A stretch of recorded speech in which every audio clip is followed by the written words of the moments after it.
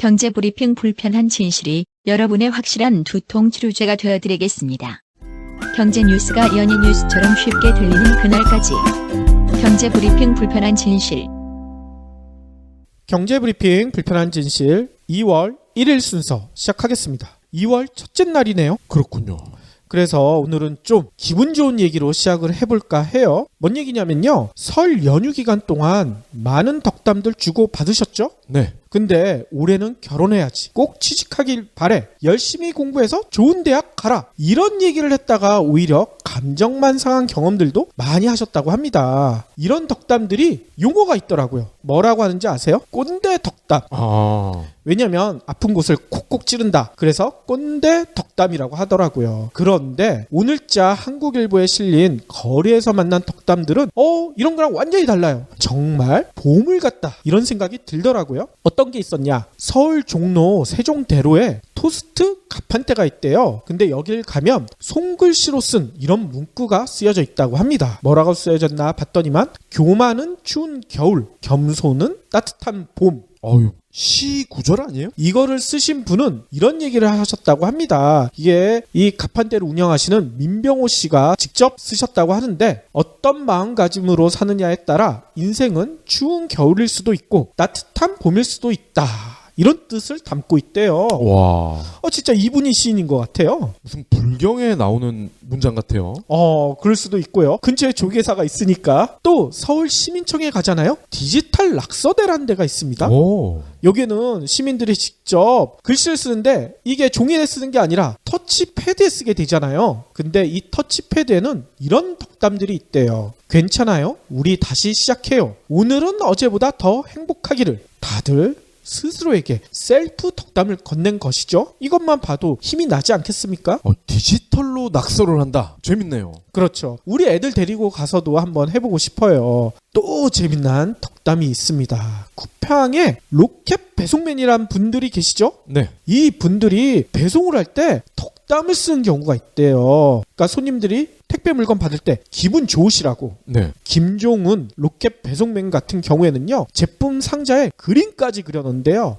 그래서 첫눈 같은 설레임을 안고 오늘 고객님에게 배송할 수 있어 감사드립니다. 와. 이런 문구를 적어놓는다는 거야. 우리가 감사한데. 그러니까요. 이 택배를 받으신 분들은 진짜 산타 할아버지가 선물을 건네주신 것 같은 그런 기분 느끼지 않겠어요? 그러니까 우리 애들이 아빠보다 택배 배송원들을 더 좋아하잖아. 그렇죠. 뭘 항상 가져오니까. 그러니까요. 근데 얼마 전에는 이런 일도 있었대요. 병원에 이 김종훈 씨가 배송을 하게 됐는데 병원에 계시니까 환자 아니겠습니까? 그래서 택배 상자에다가 이런 얘기를 쓰셨대요. 고객님의 빠른 쾌유를 응원합니다. 그랬더니만 이 택배를 받으시는 환자분께서 너무나 고맙다고 울먹이기까지 하셨다고 합니다.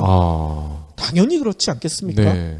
진짜 보물 같은 얘기다 이런 생각이 들더라고요. 우리 속담에 이런 말이 있죠. 말 한마디로 청량빛도 갚는다. 오늘 주변에 계신 분들에게 아까 처음에 얘기드렸던 이런 꼰대 덕담 말고요. 방금 얘기드렸던 이런 따뜻한 덕담을 한 번씩 건네보면 어떨까요? 편지를 쓰셔도 좋을 것 같고요. 근데 은행 가서 말 잘하면 진짜 빚 까줘요? 빚을 까주진 않지만 금리를 좀 내려주실 수는 있겠죠. 조인트 까는 거 아니에요?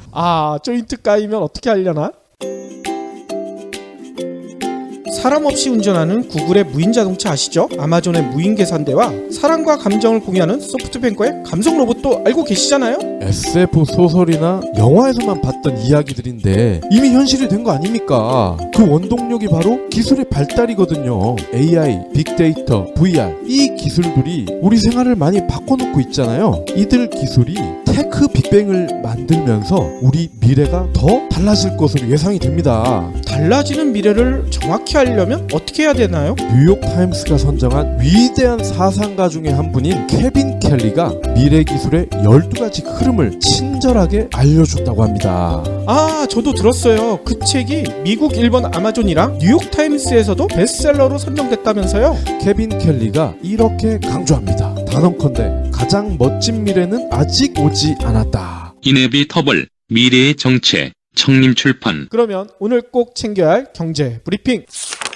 전국의 표준 단독주택 공시 가격이 나왔습니다. 작년보다 평균 4.75%가 올랐는데요. 신공항 개발로 떠들썩한 제주도, 재개발 붐이 일고 있는 부산의 단독주택 가격이 많이 올랐다고 하네요. 오, 그래요? 그리고 이명희 신세계그룹 회장의 단독주택, 여기가 용산 한남동인데 작년에 이어 올해도 가장 비싼 집으로 뽑혔대요. 이건희 회장 집이 가장 비싸지 않았었나요? 한동안 그랬었는데 이제 동생인 이명희 회장이 꽤 찼군요. 오호. 그리고 같은 용산구조 이태원로 일대가 이 단독주택 단지 중에서는 가장 비싼 집이 많은 곳으로 떠올랐어요. 아하. 그러니까 대한민국 최고의 단독주택 부촌이란 얘기죠. 그렇군요. 국토부가 올해 1월 1일 기준 전국 표준 단독주택 22만 가구의 가격을 2일 관보에 공시한다 이렇게 밝혔어요. 표준 단독주택 공시 가격은 아파트나 연립과 같은 공동주택을 제외한 약 400만 가구에 달하는 개별 단독주택 공시 가격의 산정 기준이 됩니다. 즉 재산세, 종합부동산세, 각종 세금을 부과할 때 기초 자료가 된다는 얘기죠. 아하. 그러니까 공시 가격이 오르면 집 주인의 세금 부담도 늘어나겠죠.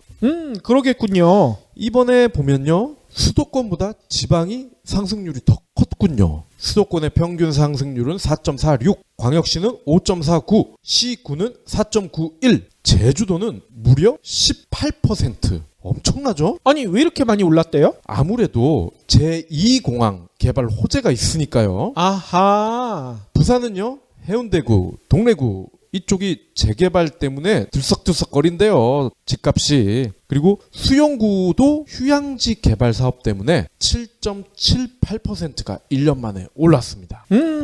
여기서는 수영이 가능한가 보죠? 수영이 가능하죠. 바다가 가까워요. 정말. 아, 그래서 수영구군요. 그렇습니다. 세종시도 7.22%가 올랐고요. 대구 6, 서울 5.5. 7개 시도가 전국 평균보다 상승률이 높았는데 제 홈그라운드인 대전은 2.5, 강원도는 2.8, 경기도는 2.9, 충북은 3, 10개 시도는 평균치를 밑돌았어요? 그래요? 집값이 덜 올랐다는 얘기예요. 박 PD가 자주 안 내려가서 그런 거 아닐까요? 그러게 말이에요. 이번에 발표한 표준 단독 주택 공시가는요. 국토부 홈페이지 또는 주택이 소재한 시, 군구, 민원실에서 2일부터 내달 3일까지 열람을 할 수 있고요. 이의 신청도 가능합니다. 그렇군요. 그런데 표준 단독주택 공시가격이 5% 가까이 올랐다. 평균이요. 결국 세금을 더 매기겠다. 이런 의지 아닙니까? 그렇죠. 그러니까 어제도 말씀드렸지만 술에도 세금을 매기겠다 하고 있잖아요.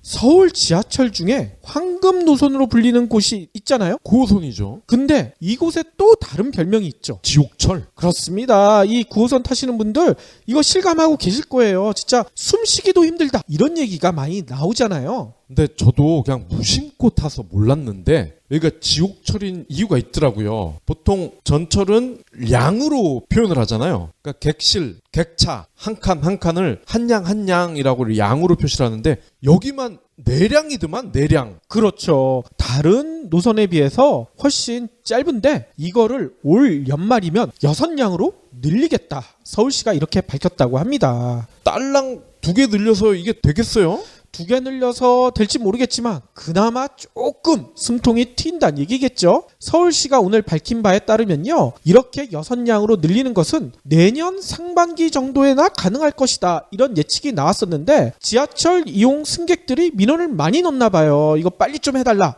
그래서 이거를 앞당겨서 올해 연말까지 빠르게 이 편성을 하도록 했다고 합니다.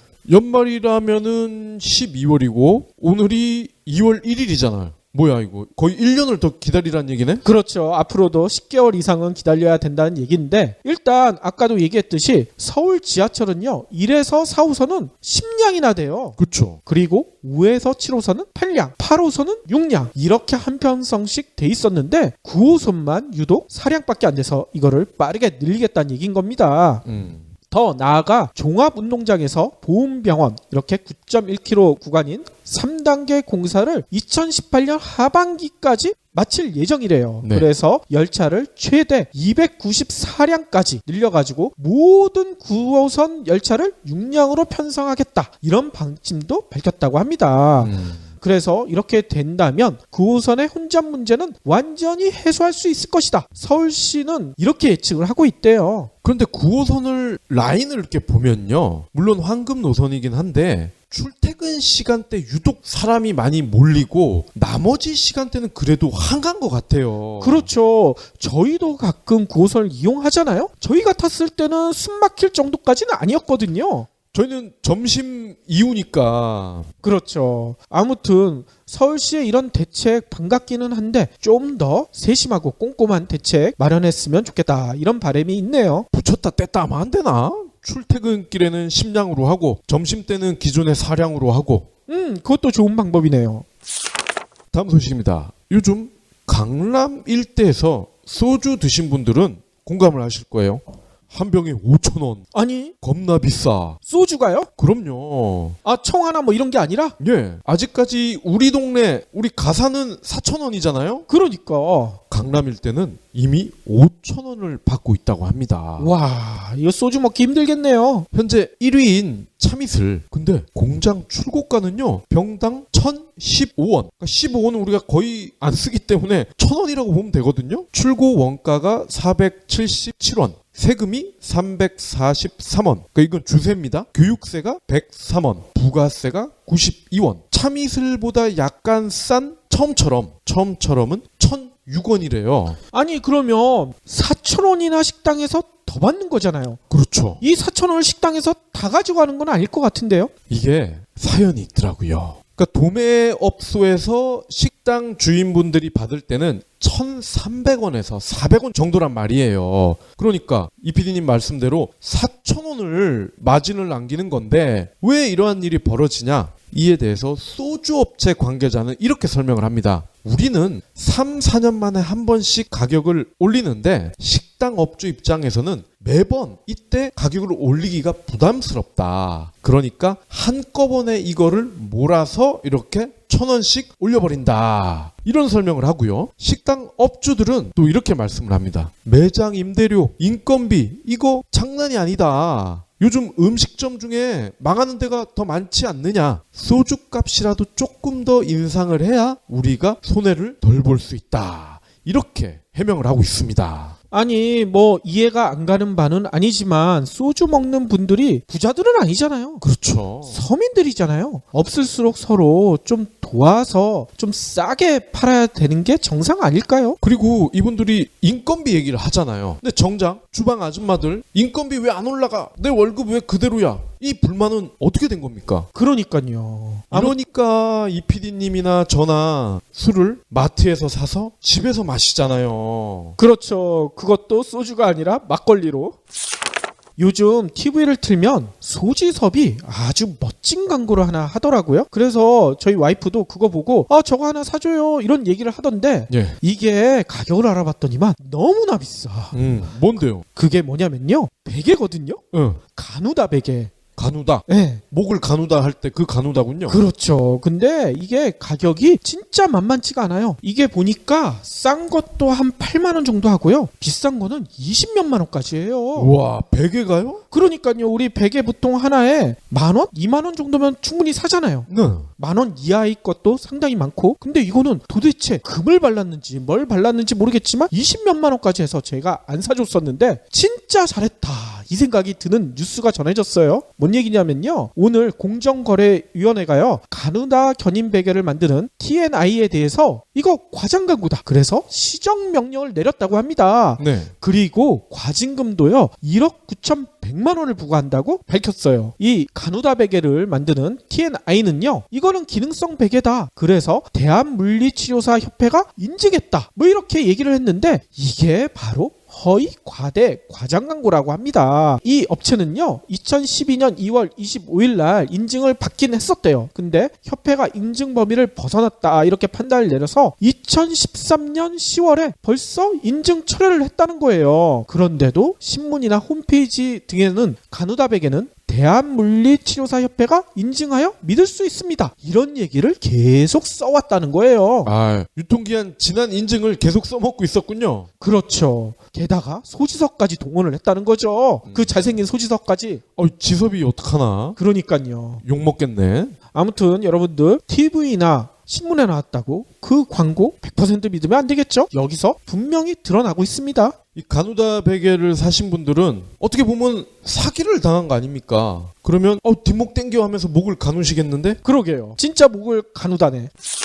마지막 브리핑입니다. 국산 커피 브랜드죠. 탐앤탐스. 알고 봤더니 지난달 27일 그러니까 5일 전이죠. 이때부터 제품 가격을 최대 11% 올렸대요. 오호. 문제는 탐앤탐스와 같은 알만한 브랜드가 가격을 올리면 나머지 커피 브랜드도 따라할 가능성이 크다는 거죠. 그렇죠. 이번 조정에 따라서 아메리카노 톨 사이즈 기준으로요 3,800원짜리가 4,100원, 라떼는 4,200원에서 4,700원으로 올랐습니다.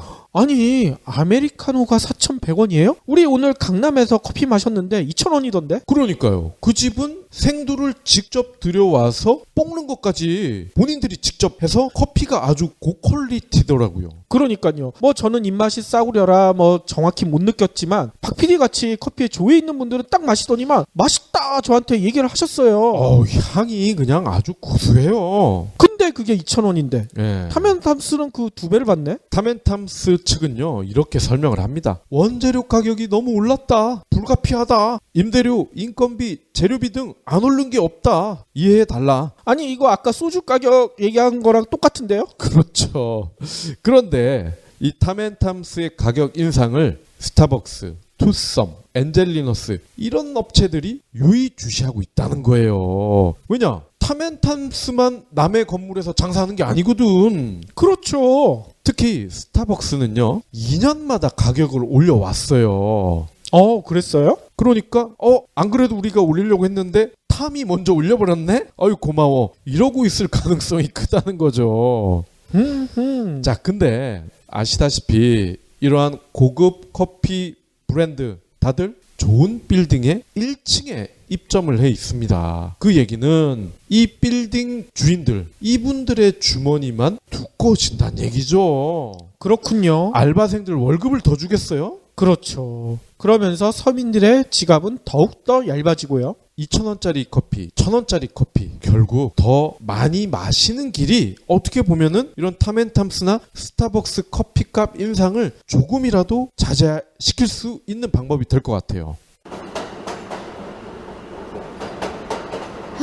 오늘 면접은 정말 잘 봐야 되는데 옷값만 얼마야? 50만 원이잖아.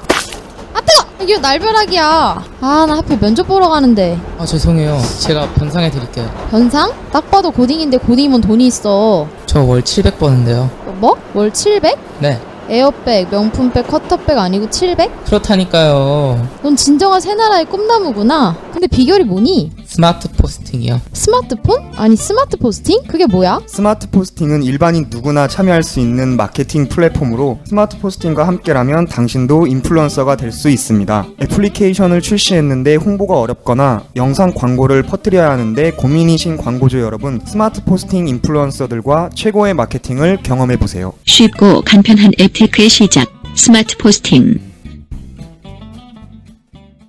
그러면 오늘의 섹션 시작할 텐데요. 오늘은요, 얼마 전에 설에 있었던 이야기를 좀 드릴까 해요. 저희 어머니가 이런 하소연을 저한테 하시더라고요. 뭐냐면요, 제가 좋아하는 음식이 하나 있거든요. 빈대떡. 네. 근데 빈대떡은 집에서 만들기가 상당히 힘들잖아요. 그래서 근처에 있는 재래시장에서 사다 주셨었는데 명절이라고 제가 온다고 하니까 어머니가 이걸 사러 가셨나 봐. 근데 헛수고만 하고 돌아오셨대요. 왜냐? 빈대떡을 그 전집에서 만들지 않는다고 한다고 하더라고요. 왜요? 게다가 이 빈대떡뿐만 아니라 보통 차례상에 올리는 전 같은 거 요즘은 시장에서 사다가 그냥 차례상에 올리시는 분들도 많잖아요. 그쵸. 이거 사러 오신 분들도 대부분 빈손으로 돌아갔다고 합니다. 돈이 없어서 집에 가서 부쳐 먹으라 이건가요? 아니에요. 전집이 아예 장사를 접었다고 해요. 그래서 어머니가 전집 사장님한테 물어봤대요. 도대체 이유가 뭐냐? 그랬더니 계란이랑 식용유 가격이 너무 올라서 전을 부치면 오히려 손해다. 차라리 장사를 안 하는 게 남는 거다. 이런 얘기를 하셨다는 거예요.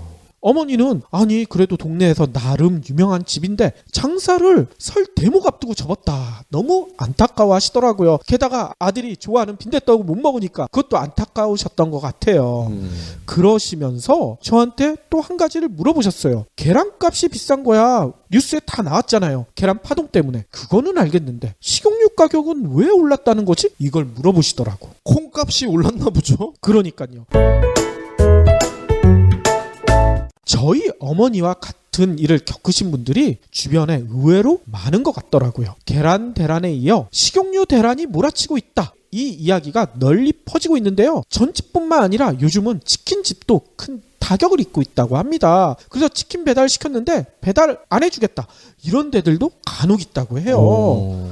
이유가 뭘까? 박 PD 아까 얘기대로 식용유 가격이 엄청 올랐다고 해요. 식용유 대란이 일어났다는 거죠. 아니 근데 AI 때문에 계란 파동이 일어난 거는 알겠는데 식용유는 왜 대란이 일어났을까요? 국산 콩이 흉작이라는 소식 들어본 바가 없잖아요. 그쵸. 놀랍게도 이번 식용유 파동은요 아르헨티나 때문이래요. 아르헨티나요? 우리 정 반대편에 있는 나라 아닙니까? 그렇죠. 우리 지구 정 반대편에 있는 아르헨티나 때문에 식용유 파동이 일어났다? 너무나 믿기지가 않죠. 근데 알고 봤더니만요. 국내에서 소비되는 식용유의 원재료는 100% 수입산이래요. 국산 콩 안 쓴다는 거죠. 수입산 대두만을 쓴다는 얘긴 거예요. 근데 이 수입산 대두의 상당수가요. 그동안 세계 최대 콩 재배국인 아르헨티나에서 들여왔다고 합니다. 근데 문제는요. 지난해 아르헨티나에 난리가 났었대. 무슨 난리가 났느냐? 물난리가 났었다는 얘기인 거죠. 네. 엄청난 홍수가 발생했다고 합니다. 홍수가 발생하니까 콩 수확량이 급감해 버렸다고 해요. 근데 문제는 그나마 홍수 피해를 벗어났던 콩마저도 문제가 심각하대. 왜냐하면 비가 너무 많이 내렸으니까 제대로 자라지가 않은 거죠. 게다가 물에 젖은 콩들도 많고 색이 변질된 경우도 많고 식용유로 가공이 불가능하다는 얘기인 거예요. 이 때문에 아르헨티나산 콩으로 식용유를 만들어왔던 대상이라는 업체, 우리나라 최대 업체죠. 이 대상에서는요 이미 지난해 10월부터 아르헨티나산 콩으로 짜는 식용유 생산을 아예 중단해버렸대요. 식용유를 다른 데 걸로만 만들고 아르헨티나산은 이제 없다는 얘기인 거죠. 네. 다른 업체들도 비슷한 상황이라고 합니다. 업체들은요, 아니 콩 아르헨티나에서만 나는 게 아니잖아요. 대체 국가를 찾아 나서고 있다고 해요. 근데 아르헨티나산을 대체할 수 있는 콩을 생산하는 국가가 어딜까요? 미국이라고 해요.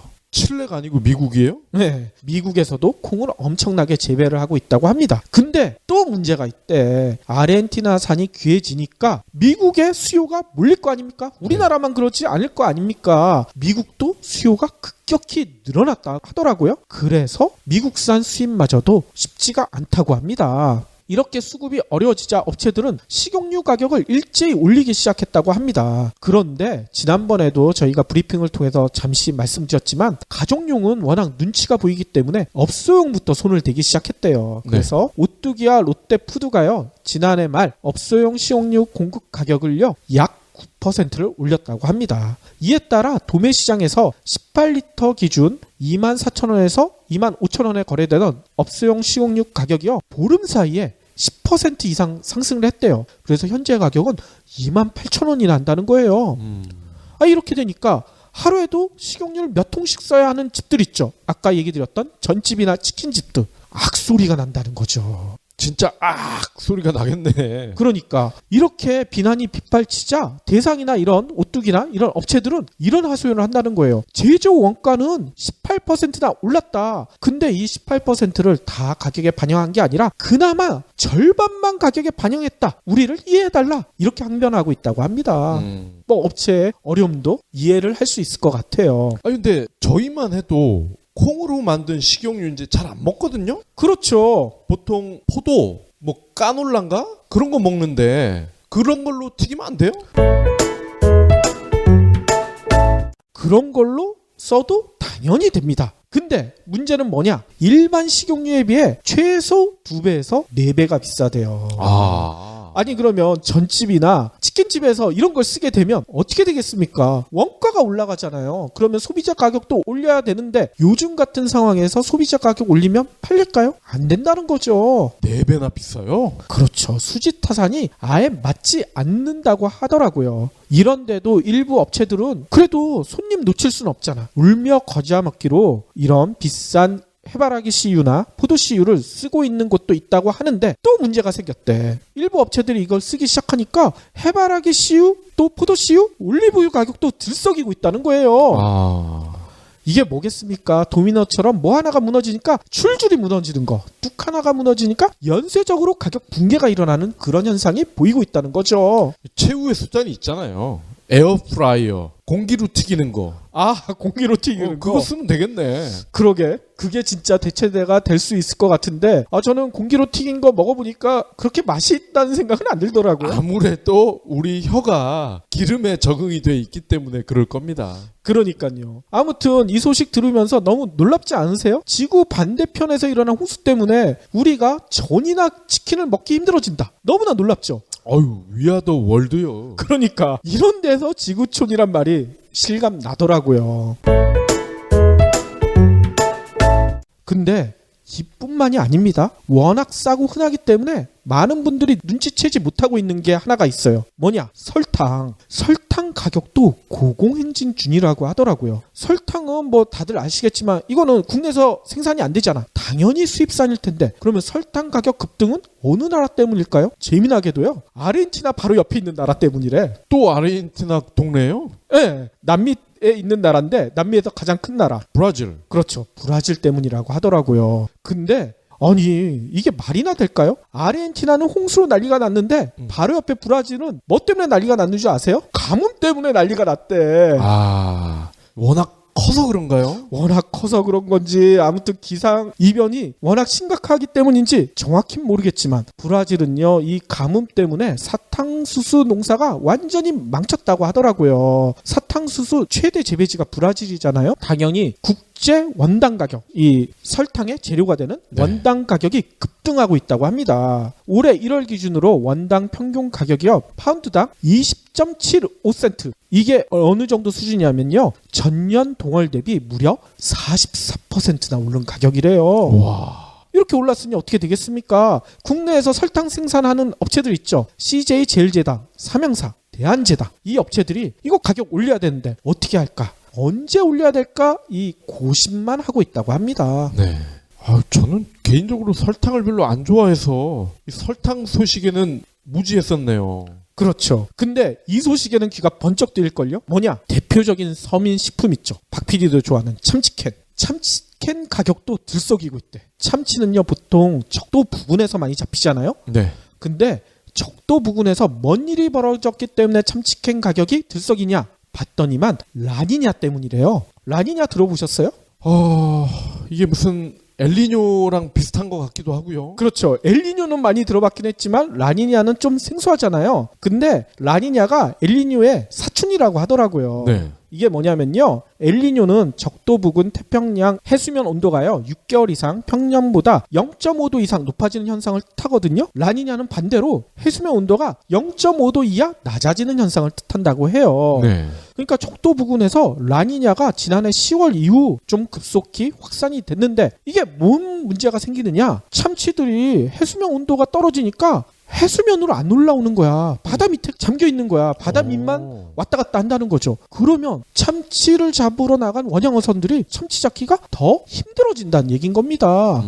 해수면 올라와야지 아무래도 잡기가 쉽지 않겠어요? 당연히 참치 어획량도 감소하고 있대요. 이 때문에 참치캔의 원재료인 가다랑어 가격이요 최근에 30%나 넘게 급등했다고 합니다. 그래서 국내에는 벌써 이 참치캔 가격에 영향을 주고 있대요. 네. 뭐냐면요 국내 참치캔 가장 많이 만드는 업체 있죠. 동원요. 그렇죠. 동원이 지난달 31일 어제죠. 어제 참치캔 가격을 평균 5.1% 인상해버렸대. 사조는요? 사조도 곧 쫓아가겠죠. 이처럼 국내 밥상 물가가요, 우리나라의 문제가 아니라 다른 나라 사정에 따라 요동치고 있어요. 세계화만 되면 한 곳에서 난리가 나도 다른 곳에서 수입하면 된다. 우리가 그렇게 배워왔잖아요. 그쵸. 근데 현재 돌아가는 상황 보면 이거 완전히 딴판 아닙니까? 우리가 경제학 교과서에서 비교 우위론 이거 배웠잖아요. 더 싼 물건을 수입할 수 있다. 교과서에 딱 나와 있는데 오히려 현재 돌아가는 상황을 보면 한 곳에서 터지니까 다른 곳까지 난리가 나고 있어. 이게 도대체 어떻게 된 일입니까? 경제학에서 이른바 무슨 논, 무슨 학이라고 하는 것들은 어떻게 보면 실험실 안에 있는 그런 조건에서 나온 거 아닙니까? 그렇죠. 세계화를 얘기할 때 우리가 전 지구적 재앙은 전혀 감안을 하지 않거든요.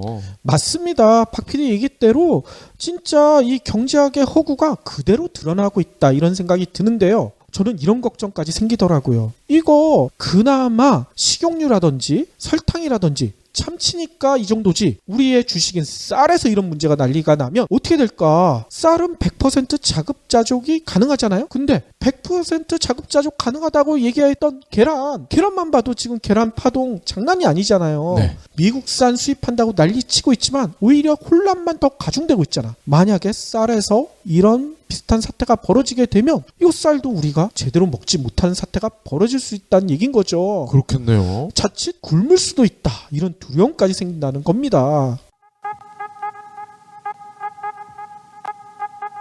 사소한 것도 거절당할까봐 말을 못해요. 남에게 싫은 소리 하기가 너무 힘든데 그게 제가 거절당하는 것을 두려워해서 그렇다는 것을 알았습니다. 평소 두려움이 많아 겁쟁이였던 저에게 좋은 자극이 되었습니다. 어떤 책에 미리 보기를 읽고 독자들이 남긴 댓글입니다. 책의 저자도 사소한 부탁을 잘 못하는 아주 소심한 사람이었습니다. 하지만 저자는 도망치지 않고 부딪혀 봅니다. 100일 동안 하루에 한 번 거절을 당하는 건데요. 처음 보는 사람에게 $100를 빌려달라고 하거나 햄버거 가게에서 햄버거를 공짜로 달라고 하거나 특이한 도전들로 거절을 받아들이는 자신만의 방법을 만들어갑니다. 100일간 진행된 거절당하기 연습. 그는 어떻게 변했을까요? 2016년 아마존 경제경영 자기개발 분야 1위 테드 150만 뷰 화제 강연. 거절을 받아들이는 한 남자의 이야기. 거절당하기 연습. 도서출판 한빛피즈. 이 때문에 최근에 주목받고 있는 용어가 하나 있어요. 뭐냐면요. 식량 안보입니다. 식량 안보요? 그렇죠. 식량이 안보 상황처럼 중요하다. 뭐 이런 뜻을 담고 있대요. 국제식량농업기구 FAO라는 곳이 있는데 여기서 식량 안보를 어떻게 정의를 내리느냐 봤더니만요. 인류의 생존을 보장하고 건강하게 일상생활을 영위하기 위해 필요한 안전하고 영양가 있는 식량을 언제라도 접근 가능한 상태 이렇게 규정하고 있거든요. 이게 무너질 수가 있다는 얘기인 거죠. 요즘같이 글로벌화된 시대에도 식량 안보가 왜 중요하냐 이렇게 반문할 수도 있을 것 같아요. 이런 얘기 하실 거예요. 반도체나 자동차를 수출하고 부족한 식량은 수입하면 되지 않느냐 이런 얘기인 거죠. 하지만 계란 파동에서 본 것처럼 식량을 수입하는 게 생각만큼 쉬운 일이 아니라고 합니다. 뭐냐면 해당 국가에서 팔아줘야지 가능한 일 아닙니까? 그렇죠. 그리고 국내에 통과하는 절차도 워낙 복잡하고요. 식용유에서 보듯이 세계 최대 생산국에서 문제가 생기잖아요. 전 세계에서 다른 나라들이 경쟁을 하듯 가격을 끌어올려 버리잖아. 이거 어떻게 합니까? 그리고 이런 먹는 것들은 만약에 우리가 부족하다, 수입해야 된다, 그러면 그거를 수출해야 되는 나라도 마찬가지 사정일 거라고요. 맞습니다.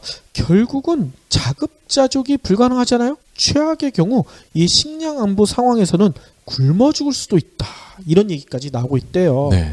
에이 설마 21세기에 굶어 죽겠느냐 이런 얘기 하시는 분들도 계실 거예요. 근데 유엔이 밝힌 바에 따르면요 세계 인구는요 2015년에 벌써 73억 명이 넘어섰대요. 근데 2050년이 되잖아요. 그러면 인구가 93억 명까지 증가할 전망이라고 합니다. 문제는 이렇게 증가했었을 때 식량 생산을 지금보다 얼마나 더 늘려야 할까? 유엔에서 계산해 본 바로는 70%를 늘려야 된대요. 네. 아니 생각을 해보세요. 세계 각국의 상황을 볼 때 이게 과연 가능할까요? 아무리 기술이 발달한다고 하더라도 특히 우리나라 같은 경우에는 농업 인구가 점차 감소하고 있는데 70% 생산을 늘린다. 불가능해 보이지 않으세요? 어린 반푼어치도 없죠. 그렇죠. 또 세계은행에서 2015년에 발표했던 보고서를 봐도 끔찍해요. 기상이변이 요즘 잦잖아요. 이런 기상이변 때문에 세계 농업 생산은요 2030년까지 5%, 2080년까지는 30%가 오히려 증가하는 게 아니라 감소할 수 있다고 전망하고 있어요. 와. 70%가 늘어나야 되는 상황에서 30%가 줄어든다는 얘기인 거예요. 이에 따라 세계은행은요 1억 명이 추가로 빈곤층으로 전락할 수도 있다. 이렇게 경고하고 있습니다. 생각해보세요. 이 1억 명 중에 우리나라 사람이 한 명도 없다? 이렇게 자신할 수가 있을까요? 우리나라만 해도 언제부턴가 여름에 너무 더워지고 있잖아요. 그렇죠. 이것도 분명히 우리나라의 곡물 생산에 영향을 줄 것 같아요. 맞습니다. 특히 저희가 이렇게 얘기하는 이유가 있습니다. 우리나라 식량 자급률 때문인데요. 농림축산식품부가 밝힌 바에 따르면요. 2015년 기준 우리나라 식량 자급률이 얼마가 되느냐? 50.2%밖에 안 된대요. 그러면 거의 50% 가까이를 해외에서 수입해야 우리나라 사람들이 먹고 살 수 있다는 얘기 아닙니까? 네. 근데 이거를 곡물에 한정시켜 보잖아요. 곡물의 자급률은요. 23.8%밖에 안 된대. 와. 그러면 76% 가까이를 해외에서 수입해야 된다는 얘기인 거예요. 특히 이 곡물 중에 쌀이 들어가 있기 때문에 이나마 수준이 가능한 거지 다른 주요 곡물들 보면 진짜 처참한 수준입니다. 보리는요 21.9%, 밀은 0.7%, 옥수수도 0.8%, 콩이 9.4%. 자급률이 이것밖에 안 돼. 네. 이 때문에 매년 농산물 수입은요 엄청나게 급증하고 있대요. 지난해 우리나라 농식품 총 수입액이 249억 8천만 달러. 우리나라 돈으로요 28조 900억 원이나 된대요. 전년 대비 2.3% 증가한 수치라고 해요. 올해 수입액도 역시 전년 대비 3% 정도 증가한 248억 9천만 달러에 달할 것으로 전망이 나오고 있어요. 근데 이 수치가 어느 정도 수준일까요?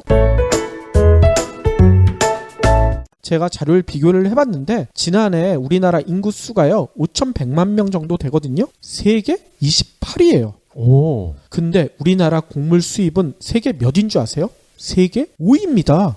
인구 수는 28인데 곡물 수입은 세계 5위예요. 그만큼 자가 발전을 못 한다는 거 아닙니까? 그렇죠. 전 세계 어느 나라보다 식량 안보에 취약하다. 이런 얘기인 거죠. 더 심각한 얘기도 있어요. 뭐냐면요. 트럼프. 최근 좌충우돌 행보를 하고 있는 트럼프가 우리 식량 안보에 엄청난 위협이 될 수도 있다. 이런 얘기가 나오고 있대요. 왜? 트럼프가 무슨 문제를 일으킬까? 우리나라 반도체, 자동차 수출 못하게 막아서일까? 그게 아니라고 합니다. 일단 트럼프는 저희가 방송을 통해서 여러 번 말씀드렸지만 보호무역주의 기치를 높게 내걸고 있잖아요. 자기가 대선 후보일 때 얘기했던 거 지금 대통령 되자마자 다 실행하고 있잖아요. 네. 이미 전 세계를 향해서 선전포고를 막 해대고 있어요. 근데 이 보호무역이요. 아까 얘기했던 반도체, 자동차, 스마트폰만 해당되는 이야기일까요? 그러면 그나마 다행일 것 같아요. 근데 당연히 그럴 리가 없죠. 자국 우선주의를 내거는 트럼프가 식량도 충분히 무기로 삼을 수 있다. 이런 얘기가 나오고 있어요. 가장 무서운 무기죠. 그러니까요. 아니 말도 안 되는 소리 하지 말아라. 이 PD 박 PD가 소설 쓰냐? 이렇게 얘기하실 수도 있을 텐데요. 이거는 저희만의 생각이 아닙니다. 전문가들도 벌써 인정하고 있는 사실이에요. 농협의 축산경제 리서치 센터라는 곳이 있거든요. 최근에 보고서를 발표를 했어요. 뭔 내용이 들어있었냐면요. 트럼프가 자국의 수급 사정에 따른 경제, 정치적, 국제 분쟁이 발생할 경우 농축산물의 전략 물자 활용 가능성이 높다. 이렇게 분석한 거예요. 네. 이게 뭐겠습니까? 무슨 문제가 발생하잖아요? 그러면 농축산물 수출 아예 전면 금지시켜버린다는 얘기인 거죠. 아니 설마 세계의 큰형인 미국이 그런 짓? 에이 안 하겠지. 이렇게 얘기하시는 분들도 있을 텐데 미국이 전례가 있더라고요. 제가 자료를 찾아봤더니만요. 미국의 카터 정부 시절 이때도 세계가 냉전 시절이었잖아. 1980년에 소련이 아프가니스탄을 침공을 했었죠. 네. 소련에 대해서 곡물 수출을요 2년간 금지를 했었어요. 카터도 했었는데 트럼프가 필요하다면 하지 않을까요? 이란, 이라크에도 이미 하고 있고 이란은 끝난 지 얼마 안 됐잖아요. 그러니까요. 만약에 수가 틀리면 우리나라에 대해서도 가능하다는 얘긴 거죠. 일각에서는 미국에서 수입하는 식량은 쇠고기밖에 없지 않느냐. 별 걱정 다 한다. 이렇게 하실지도 모르겠어요. 그런데 놀라운 자료가 있습니다. 우리나라 농촌경제연구원의 자료에 따르면요. 지난해 국가별 농축산물 수입 금액 이 비중을 살펴봤더니만 미국이 차지하는 비중이 얼마인 줄 아세요? 무려 23%예요. 우리나라가 세계에서 가장 많이 농축산물을 수입하는 국가가 미국이란 얘기인 거예요. 중국인 줄 알았는데 아니군요. 미국이에요. 미국. 소고기뿐만 아니라 쌀, 밀, 옥수수 우리가 생각하는 것보다 엄청나게 많은 미국산 농축산물을 수입하고 있었던 거죠. 커피도 여기에 포함이 돼 있습니다. 그렇죠. 그러니까 아까 얘기대로 트럼프가 자칫 수틀려 그러면 한국으로의 수출을 완전히 전면 봉쇄할 수도 있잖아요. 그러면 어떻게 되겠습니까? 굶게 되는 한국인이 생길 수도 있다는 얘기인 겁니다. 문제는 세계 소위 선진국, 우리나라 아직 선진국은 아니지만 OECD에 가입돼 있으니까 이런 국가들 중에서 이렇게 크게 걱정하는 나라가 거의 없다는 점입니다. 자급자족이 되니까요. 그렇죠. 여러분들 생각해보세요. 선진국들 대부분이요. 농업에서도 선진국이에요. 예를 들어볼까요? 미국, 뉴질랜드, 캐나다, 덴마크, 네덜란드, 프랑스, 독일, 호주. 내노라 하는 선진국들 아닙니까? 네. 이 나라들이 다 농업 강국이에요. 이들 나라들이 왜 반도체, 스마트폰, 자동차에 투자하지 않고 농업에 투자했을까요? 그래서 농업 강국이 됐을까요? 반도체, 스마트폰은 먹지 않아도 살 수 있으니까. 그렇죠. 국민을 먹여 살릴 만한 충분한 식량 확보가 자신의 나라의 주권을 지키는데 얼마나 중요한지 이거를 미리 깨달았다는 얘기인 겁니다. 반도체, 스마트폰, 자동차, 금 아무리 많아도 이거 우리가 뜯어먹고 살 수는 없잖아요. 그쵸. 밥을 먹어야 될 거 아닙니까? 소고기를 먹어야 될 거 아닙니까? 이 평범한 사실을 이들 나라는 예전부터 깨닫고 있었다는 겁니다. 또 이런 자료도 있더라고요. 우리가 생각하고 활동하는 힘의 원천인 칼로리 있죠. 이게 열량이라고 하잖아요. 칼로리 자급률이라는 자료도 있어요. 이것도 예전에 한번 소개를 해드렸는데 다시 한번 말씀드리자면 이걸 보면 선진국들의 대처가 진짜 놀라울 정도예요. 곡물, 육류, 채소, 과일 이런 음식물을 하루의 섭취량을 칼로리로 환산했었을 때 국산 농산물이 차지하는 비율 이거를 칼로리 자급률이라고 하는데 뉴질랜드나 캐나다나 덴마크, 네덜란드, 프랑스, 미국 아까 얘기했던 농업 강국들 있죠. 이들 나라는 당연히 100%를 훌쩍 넘어요. 이 칼로리 자급률의 세계 1위인 호주 같은 경우 있죠. 여기는 163%에 달합니다. 이들 나라가 뭔 얘기겠습니까? 한마디로 어떤 이유든 해당 국가가 외부 세계에 완전히 차단돼서 고립되잖아요. 그래도 먹고 사는 문제는 아무 상관이 없다는 거예요. 스스로 내부에서 해결할 수 있다는 얘기인 거죠. 그러면 우리나라는 어떨까요? 우리나라의 칼로리 자급률이요. 얼마인 줄 아세요? 겨우 42%예요. OECD 국가 중에 당당하게 꼴찌입니다.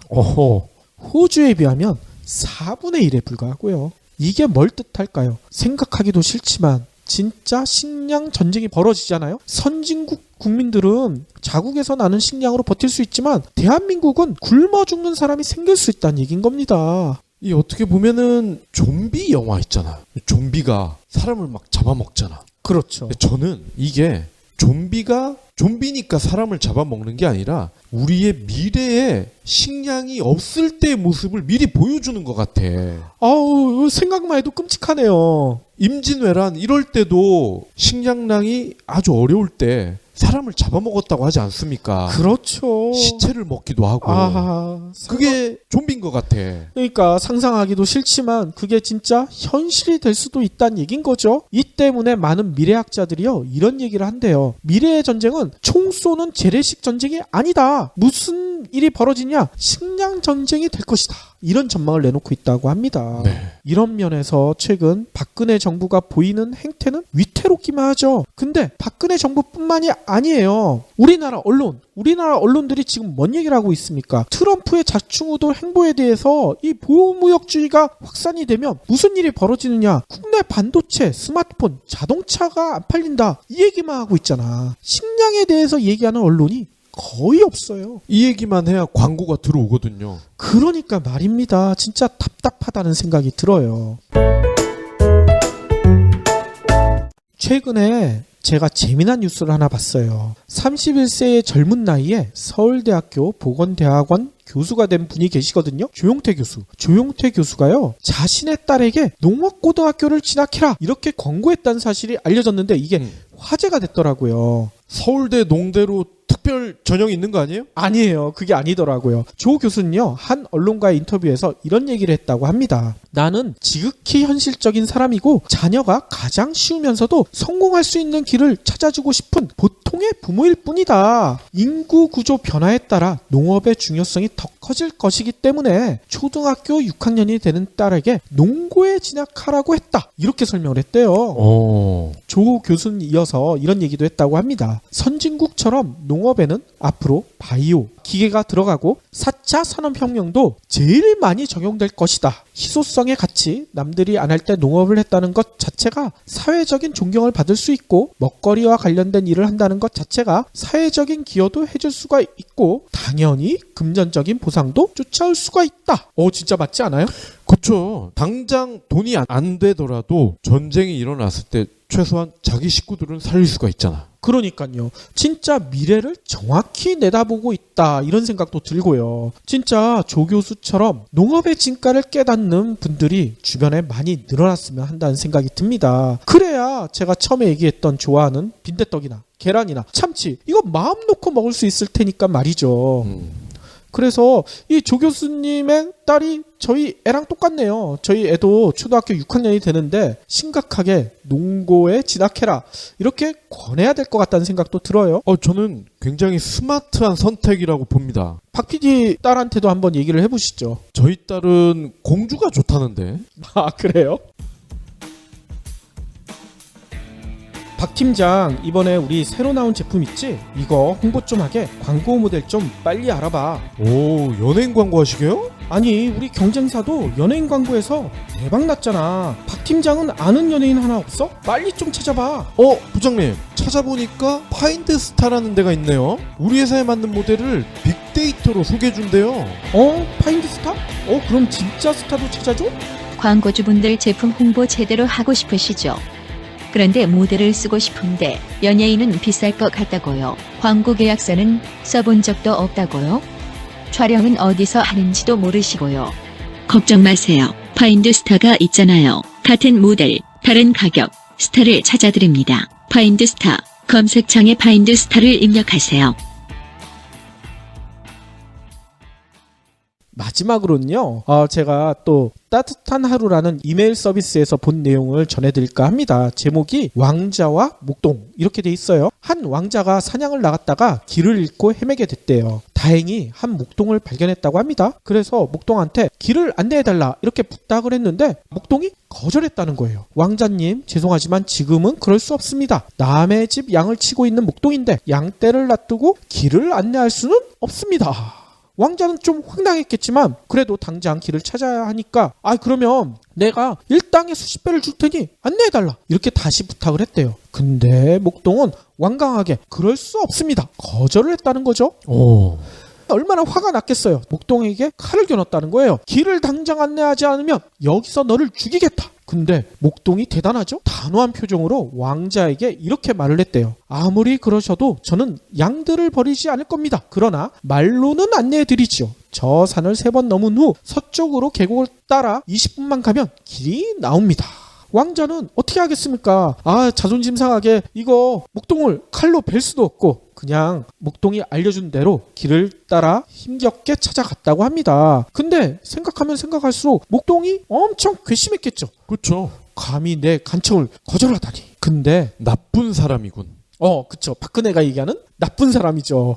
몇 년 후에 이런 일이 벌어졌대요. 왕자가 왕이 되었다고 합니다. 나라를 통치하게 된 거죠. 근데 막상 인재를 고르려고 하니까 이 박 PD 같은 사람이 없었나 봐. 마땅한 사람을 고를 수가 없었대요. 그때 불현듯 왕자의 머리를 스쳐간 사람이 한 명 있었대. 누구냐? 바로 그 목동이었다는 거죠. 지식과 경험이 풍부한 사람도 좋지만 한결같이 고든 성품을 보이는 이런 사람이 훨씬 훌륭하지 않을까? 왕자는 이렇게 생각했다는 겁니다. 네. 그래서 목동을 불러가지고 제상을 삼았대. 오호. 아니, 왕자는 돈과 권력 앞에 뜻을 굽히지 않는 목동의 올곧은 성품 하나만 보고 그를 제상으로 만든 거잖아요. 그래서 이 서울의 목동의 집값이 비싼 거 아닙니까? 그렇게 되나요? 물론 동화 속 이야기죠. 하지만 세상에는 이런 멋진 목동과 왕자가 존재하지 않을까 이런 기대도 해보거든요. 돈과 권력 앞에 자신의 뜻을 굽히지 않고 또 이런 뜻을 응원하는 사람들 말이죠. 네. 앞에 섹션에서 저희가 얘기드렸던 천대받는 농업을 꿋꿋하게 지키고 있는 농업인들에게 목동의 모습이 보이기도 한다 이런 생각도 들고요. 목동을 등용했던 왕자처럼 우리도 자신의 뜻을 굽히지 않는 농업인들을 소중히 대해야 할 것 같다. 그리고 소중히 이런 분들을 길러야 할 것 같다 이런 생각도 듭니다. 역사는 반복되지 않습니까? 우리가 농업인을 천대한다 뭐 이렇게 이야기를 하고는 있지만 농업인이 짱이었던 시절이 불과 몇십 년 전이에요. 그렇죠. 그리고 박 PD가 역사는 반복된다 이 얘기를 하시니까 생각나는 실제 사례가 한 명 있네요. 네. 뭐냐면요. 강태공 생각나시죠? 네네. 할 일 없이 낚시만 하던 강태공이 주나라 문왕에게 등용이 됐잖아. 그렇죠. 이것도 어찌 보면 왕자가 목동을 등용시킨 거랑 거의 비슷하지 않습니까? 그렇죠. 그래서 저는 왕자처럼 문왕처럼 이렇게 소중하고 뜻을 굽히지 않는 이런 인재를 알아보는 대통령이 다가오는 대선에 꼭 당선됐으면 좋겠다. 이런 기대가 있네요. 당연히 그렇게 되겠죠? 그래서 그럴까요? 반기문 아저씨는 이런 안목이 없기 때문에 오늘 대선 불출마를 선언했나 봅니다. 그렇군요. 듣던 중 반가운 소식이네요.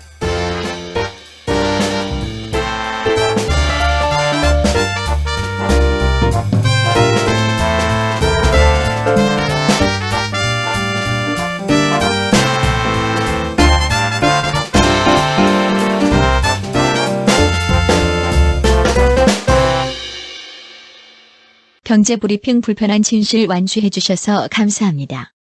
하트 2척, 댓글 남기기, 계좌 후원 등 다양한 방법으로 힘을 보태주세요. 계좌 정보는 경제브리핑 팟빵 공지 코너에 있습니다.